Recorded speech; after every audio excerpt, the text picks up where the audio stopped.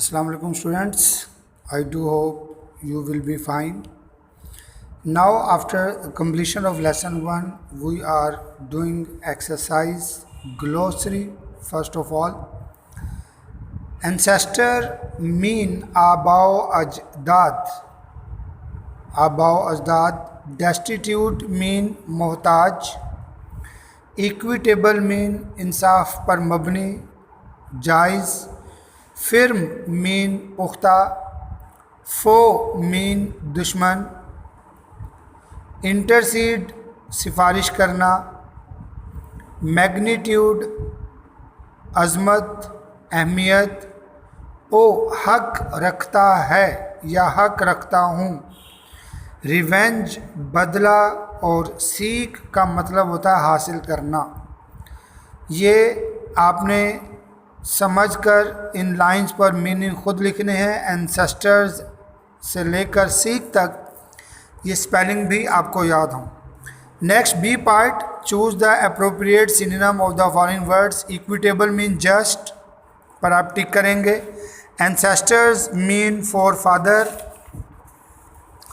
फो mean enemy, firm mean persistent, most important MCQs है ये। फिर mean persistent, glorious mean splendid.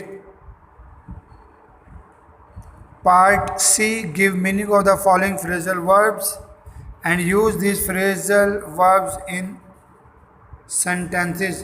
Now we have to only write the meaning. Guilty of mean मुजरिम, belong to ताल्लुक होना, exchange for बदले में, in accordance with के मुताबिक। Reading comprehension part A MCQs है बेटा। In paragraph 1 dash details of the holy prophets सल्लल्लाहु अलैहि वसल्लम कैरेक्टरिस्टिक्स आर गिवन। तो यहाँ पर correct answer is general. The key idea of paragraph 2 is that part C is the correct answer. Muhammad सल्लल्लाहु अलैहि वसल्लम was just and fair even before his prophethood. Examples given in paragraph 3 and 4 show that Hazrat Muhammad sallallahu alaihi wasallam was fair in his dealings. Paragraph 5 shows that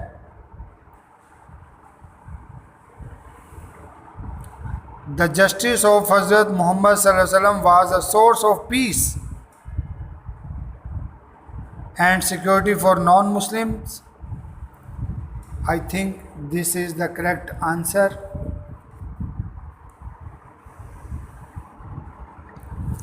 5. To whom did the Holy Prophet sallallahu alaihi wasallam give the following advice?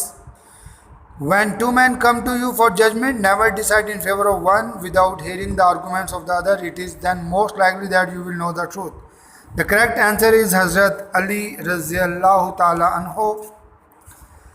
Grammar part, page number 8 पर हम करेंगे concrete nouns and abstract noun.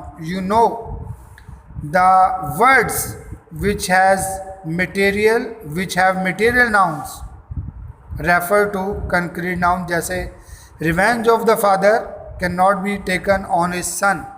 तो father and son हमारे पास material noun है, so these are the concrete noun.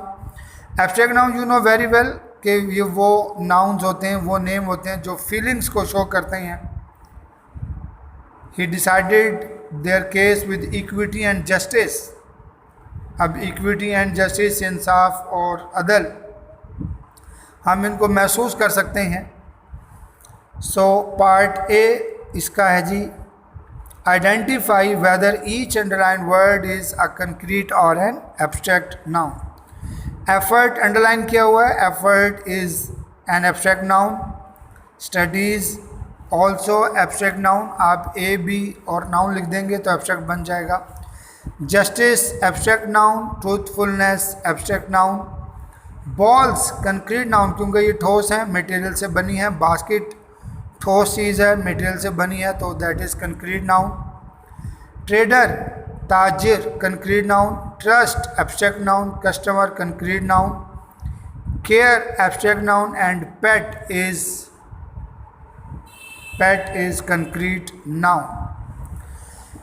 B part, choose whether each sentence needs an indefinite article a, an or the. He asked me a very hard question.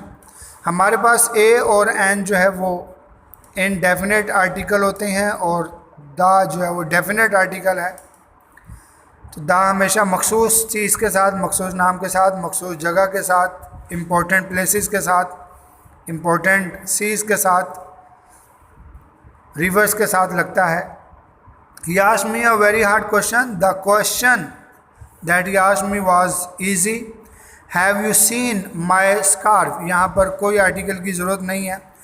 Could you please pass me the salt? The salt. Is there a good restaurant around here? The restaurant that my friend owns is very good. Important हो गया ये, क्योंकि वो मेरे दोस्त का है तो द रेस्टोरेंट हो गया. I have several good friends. No need of article. UAE is a beautiful country. तो हम इसको द UAE कर सकते हैं. I will see you in a week. I am on vacation until Monday. I am on the vacation भी हो सकता है, क्योंकि ख़ास छुट्टियाँ बाज़ औक़ात होती हैं, जैसे हमारी समर वेकेशन हो जाती हैं, ख़ास विंटर वेकेशन हो जाती हैं. नाउन फ्रेज आप ये बॉक्स में पढ़ रहे होंगे. A noun phrase is a group of word that does the work of a noun. A young trader underline किया हुआ है, तो that is a noun phrase. के नाउन फ्रेज वो होता है जो नाउन का काम करता है, मीन्स नाउन को मज़ीद एक्सप्लेन कर देता है. An honest fair and just business man.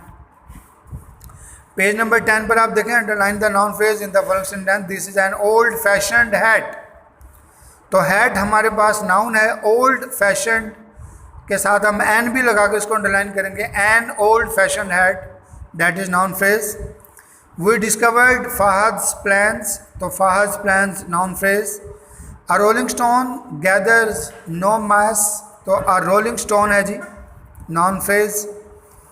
The recent flood caused heavy damage. Recent flood noun phrase है. An oral presentation can be interesting. तो an oral presentation noun phrase है. Past indefinite and past continuous tense, you know very well कि हम जब किसी भी चीज़ का जिक्र करते हैं पास्ट में, सादा बात होते तो हम indefinite सेकेंड फॉर्म यूज़ करते हैं, और कंटिन्यू वाली बात हो was वर्ब के साथ ing. What does you do when I called you last night? तो what were you doing when I called you last night?